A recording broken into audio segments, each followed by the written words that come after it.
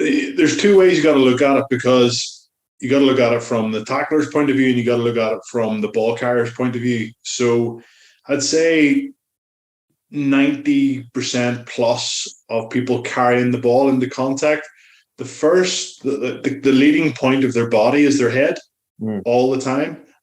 Why? Because they want to protect the ball as much as possible. And one thing you don't see as much from a ball carrier is actually using footwork before contact and using your big levers to fend off the tacklers that are coming. It seems to be one-dimensional, run as hard as you can into somebody, something that I probably made a career out of. But you've got to have a little bit more deception. So when there is deception and there's still high tackles, then that's where I think there is no excuse. So a couple of months ago, there was one where Malachi Fekitoa, it was a high tackle on one of the young Ulster players called Dave McCann, and Dave McCann actually used footwork, but the referee then said because he used footwork that there was an opportunity for him to go from a red card to a yellow card. And I was like, well, hold on a second. That's the whole part and parcel of the game, is to try and beat defenders, get into space. And I almost have more sympathy for somebody who's got a front up tackle. The ball carrier is running very upright, high, using a lot of force. And when you actually come together, there is nowhere else for your heads to go except probably touch in the middle. And I think a lot of the high tackles as well, Donny, they aren't driving force head on head. It's almost like glancing blows and, accidental collisions ahead in the contact.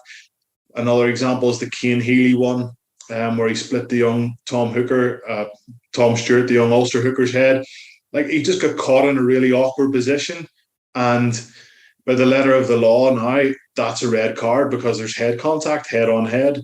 But this is split second stuff. I was reading social media or having a scan through social media, and I think it was Jim Hamilton was having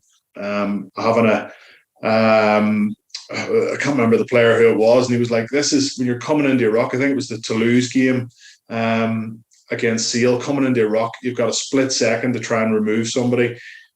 That guy moves 6 inches one way where your head is aiming, then there's only going to be one result, and that's probably, or two results, a yellow or a red card for dangerous play. So, yeah, how do we get rid of it, Donny? You have to tackle low, and when I say low, you have to tackle below the hips. Like, that seems to be the only way to get around it. You tackle in the midriff, you try and target the ball. You're only leaving yourself open. So do I have sympathy for tacklers getting it wrong?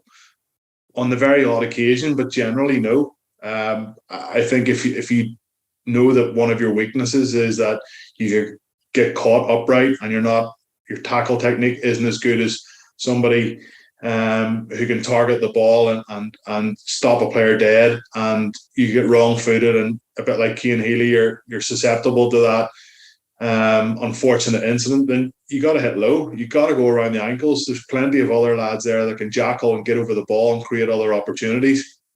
From a personal point of view, like, I tackled very high.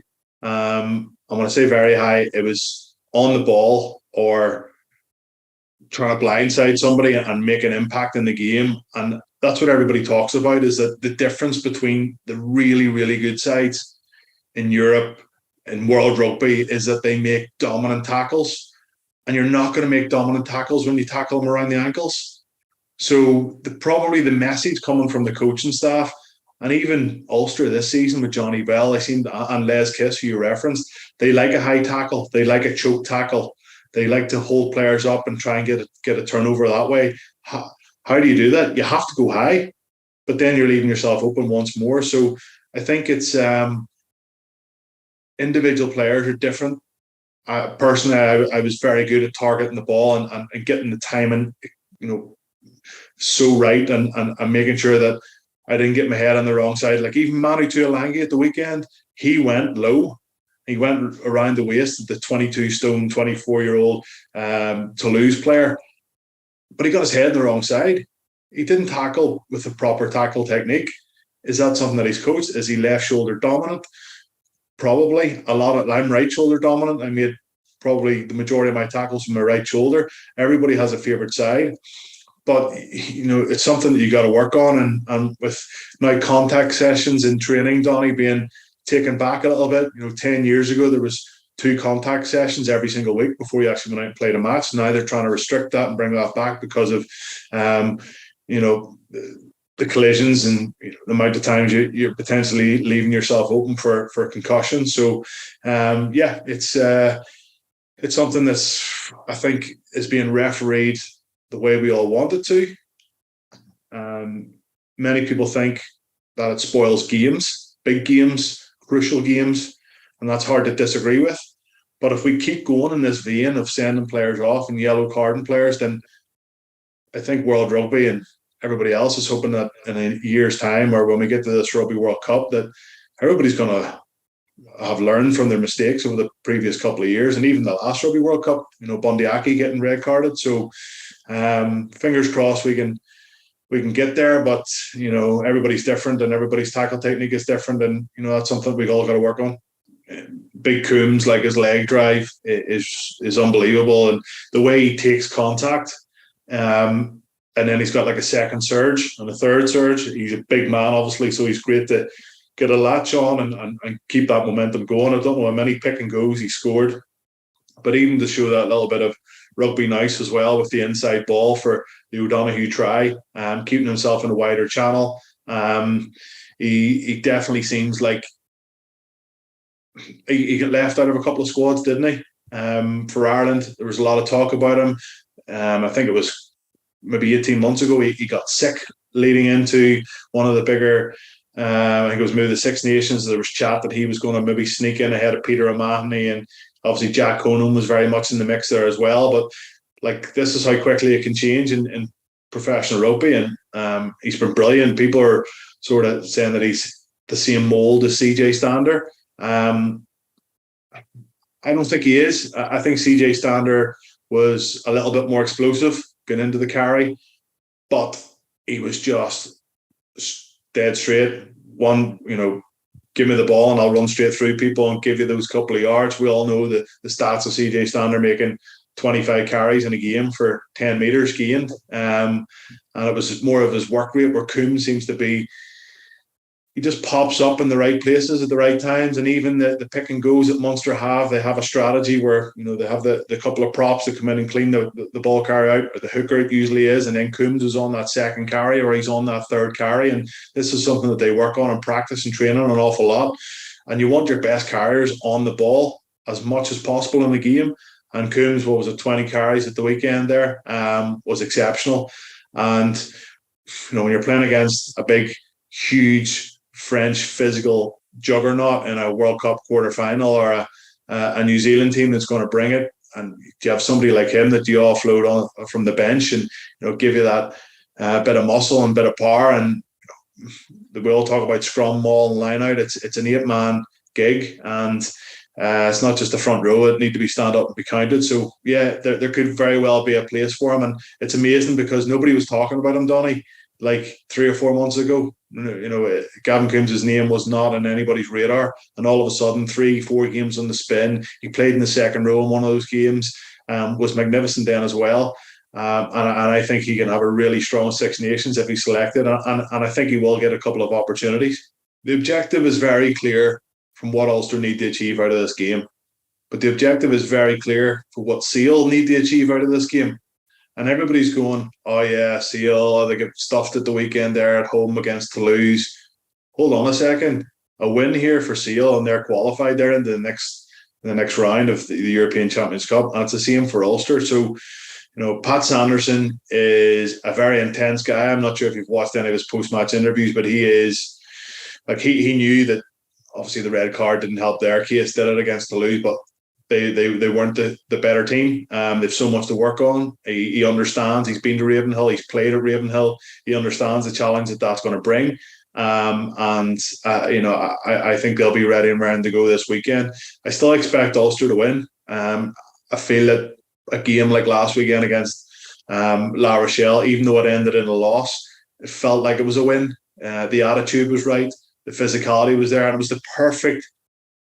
It was the perfect storm because they were a team that were under so much pressure. If it had been 15 degrees, sunshine, chasing La Rochelle shadows, the next thing they go a couple of scores down, the home crowd get up and buoyant partisan crowd and really enjoying the match.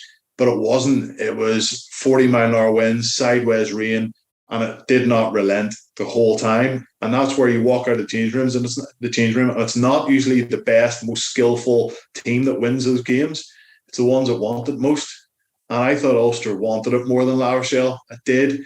The way that La Rochelle went about their business, their kicking game wasn't good. Their line-out wasn't great. They were very fortunate not to give away a penalty try before half-time. I thought that the referee bottled that, to be honest. In the second half, La Rochelle could say that they possibly should have had a penalty try with the amount of scrums as well. So I know these things level themselves out, but the weather itself was a leveler. It really was. And I was listening to Ronan O'Gara's a piece that he did after the game. And he was talking about, Ulster, they're a good side. They're not that far away.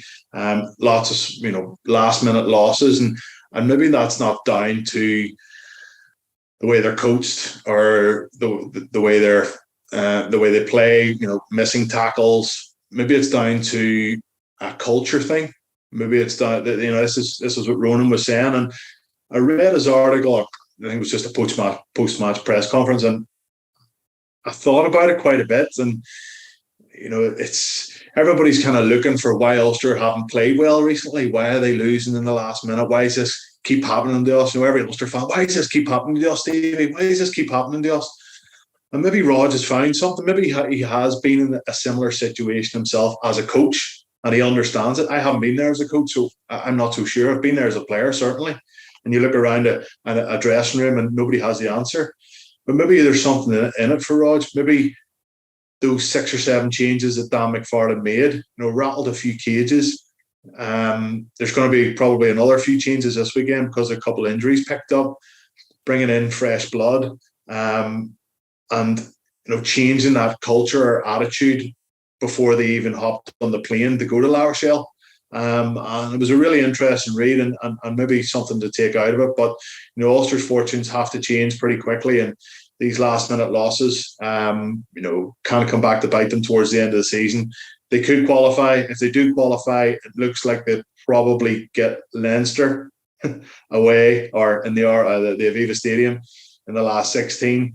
I hope that happens, because that would be a brilliant match to go to and be involved in and chat about. So fingers crossed that does happen. Ulster can get the win. But most importantly, the attitude was right, the mindset and the physicality that they brought, and tactical awareness of how to play the conditions, I thought was so much better and refreshing to see, because we've been in a bit of pain the last number of weeks. And Donny, they have to pitch up, because if they lose against Seal, then all these questions come flooding back of the previous 6 weeks.